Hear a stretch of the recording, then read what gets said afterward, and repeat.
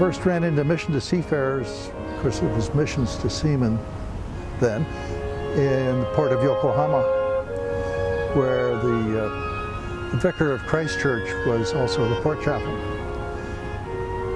And I, up to that point, had not been aware that such a thing existed.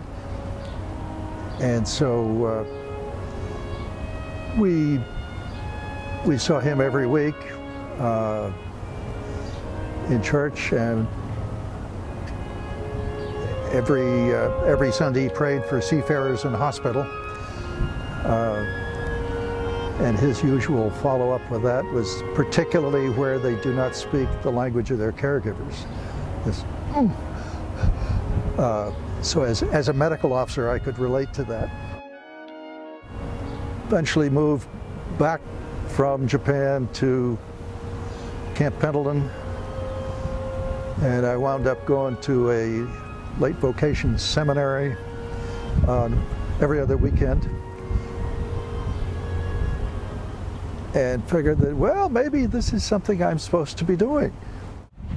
It's a chance to interact with people from all over the world, a lot of Filipinos, and they're fun to talk to. Typical day, get here mid-morning, so our official hours are from noon to 9. One episode that I vividly remember, we had a young Filipino seafarer off the dole. Came in, I was talking to one of the volunteers, and this fellow appears in the door and sort of shy. May I use the internet? Sure, that's why we got it. Come on in. And I didn't hear much else out of him. He was sitting back behind my shoulder,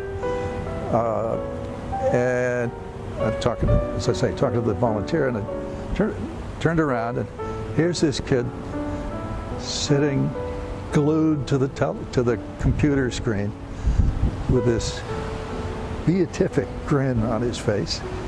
He's seeing his newborn for the first time.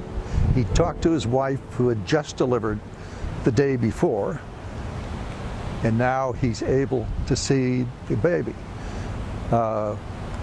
And so we were just tickled to be able to help him do that. Gave him a couple, we didn't have any cigars to give him. Gave him a couple phone cards.